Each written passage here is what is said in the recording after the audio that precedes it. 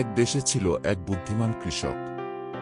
সে ছিল খুবই মেধাবী এবং তার বুদ্ধির জন্য গ্রামবাসীরা তাকে অনেক সম্মান করত। কিন্তু দুর্ভাগ্যবশত তার জমিতে ফসল ভালো হচ্ছিল না। হাজার চেষ্টা করেও ভালো ফলন করতে পারছিল না। দিন দিন তার অবস্থা খারাপ হতে লাগল। একদিন নিরাশ হয়ে সে গ্রামের পাশের জঙ্গলে ঘুরতে বের হল। হাঁটতে হাঁটতে সে এক অদ্ভুত দৃশ্য দেখল। একটা পুকুরের পাশে সোনার মাছ লাফাচ্ছে। কৃষক সেই মাছটিকে ধরতে চেষ্টা করল, কিন্তু মাছটি তার থেকে পালিয়ে যেতে লাগল। অবশেষে অনেক চেষ্টার পর কৃষক মাছটিকে ধরতে সক্ষম হল। মাছটি তখন বলল, মনে করো না আমি সাধারণ মাছ, আমি এক জাদুকরী মাছ। আমাকে ছেড়ে দিলে আমি তোমার একটি ইচ্ছা পূরণ করব। কৃষক কিছুক্ষণ ভাবল, তারপর বলল, আমি চাই আমার জমিতে সর্বদা ভালো ফসল হোক।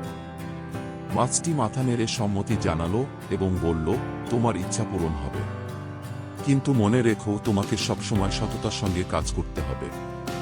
এই বলে মাছটি পানিতে ডুব দিল। কৃষক ফিরে গিয়ে দেখল তার জমিতে আশ্চর্যজনকভাবে ফসল বেড়ে উঠেছে। ফসল এত ভালো হলো যে গ্রামের সবাই অবাক হয়ে গেল।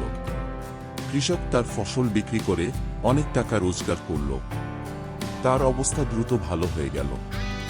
সে গ্রামের সবচেয়ে ধনী কৃষক হয়ে উঠল। একদিন এক লোভী ব্যবসায়ী তার কাছে এসে বলল, তুমি কি আমাকে কিছু জাদু শিখিয়ে দেবে, যাতে আমারও এমন ভালো ফসল হয়? কৃষক হেসে বলল, আমার কোনো জাদু নেই, সবই কঠোর পরিশ্রম আর সততার ফল। কিন্তু ব্যবসায়ী তার কথা বিশ্বাস করল না এবং নিজেই মাছটিকে খুঁজতে জঙ্গলে গেল। কয়েকদিন পর ব্যবসায়ী সেই মাছটিকে ধরতে সক্ষম হল। মাছটি একই প্রস্তাব দিল, আমাকে ছেড়ে দাও, আমি তোমার একটি ইচ্ছা পূরণ করব।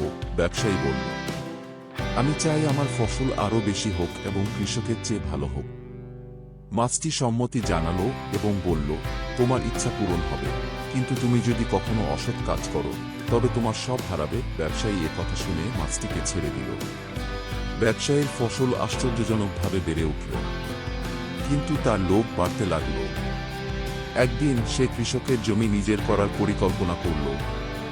সে কিছু অসৎ উপায় ব্যবহার করে কৃষকের জমি হাতিয়ে নিল, কিন্তু এর ফলস্বরূপ তার নিজের জমির ফসল নষ্ট হয়ে গেল এবং সে সবকিছু হারিয়ে ফেলল। কৃষক আবার তার জমি ফিরে পেল এবং তার সততা ও পরিশ্রমের ফলে তার অবস্থাও ভালো রইল। তিনি সবাইকে বলতেন, সততা আর পরিশ্রমই জীবনের আসল জাদু। গ্রামবাসীরা তার কথা মেনে চলতে লাগল এবং গ্রামের সবাই সুখী ও সমৃদ্ধ হয়ে উঠল।